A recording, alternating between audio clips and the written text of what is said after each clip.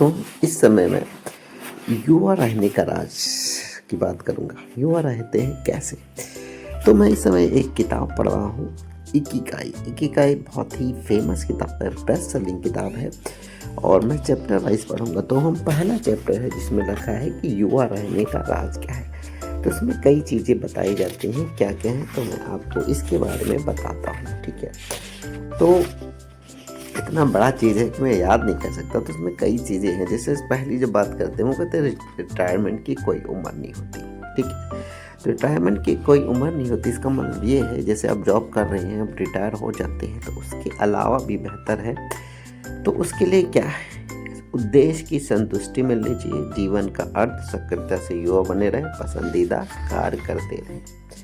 ठीक है, इसके लिए आप खान-पीन पे भी ध्यान देना होगा। खान-पीन के अगर हम तौर तरीके की बात करते हैं, तो वहाँ के लोग जो है सुबह जो है थोड़ा-सा नाश्ता करते हैं, 12 बजे खाना खाते हैं। ठीक है, और आसानी से खाना खा लेते हैं और फिर आमतौर पे हल्का-सा रात को भी खाते हैं। फिर बात करते हैं चाय पीने। चाय से स्पेशल बात याद आ गई। जो वहाँ की चाय है, चाय स्पेशल क्यों है?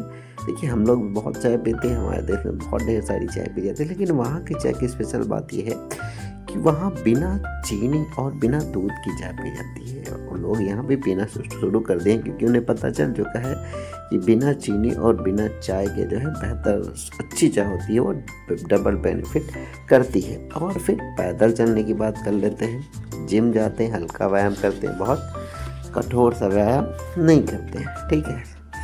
ज़्यादा कठोर व्यायाम करेंगे तो उससे भी दिक्कत है। और जो है अपने जो है चीज़ों को नियंत्रित करते हैं, कम चीज़ में ही संतुष्टि प्राप्त करते हैं, साफ सफाई का अच्छा ध्यान रखते हैं क्योंकि आप सबको पता है हाइजीनिक रहेंगे तभी स्वस्थ रहेंगे।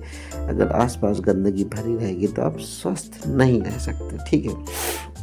इसके अलावा अगर बात कर लेते हैं तो भोजन वहाँ बहुत कम करते हैं। बताते हैं कि भोजन वहाँ बहुत ज़रूरत से जैसे भूख लगी है उसका तो 75% करते हैं और ज़्यादा नहीं करते हैं।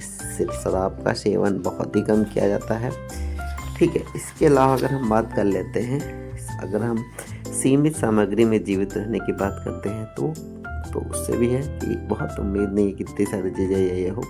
एक दूसरे की मदद करते हैं। समय प्रबंधन के बारे में अगर हम बात कर लेते हैं, अगर चीज़ें सही से प्रबंधित होंगी, टाइम मैनेज होंगी तो आपको दिक्कतें नहीं होंगी। फिर जुड़ाव परिवार के साथ, रिश्ते, दादा नाना पोती पोता बच्चों के साथ रिश्ते सही होना चाहिए, वरना उससे भी दिक्कतें आती हैं लाइफ में, ठीक है?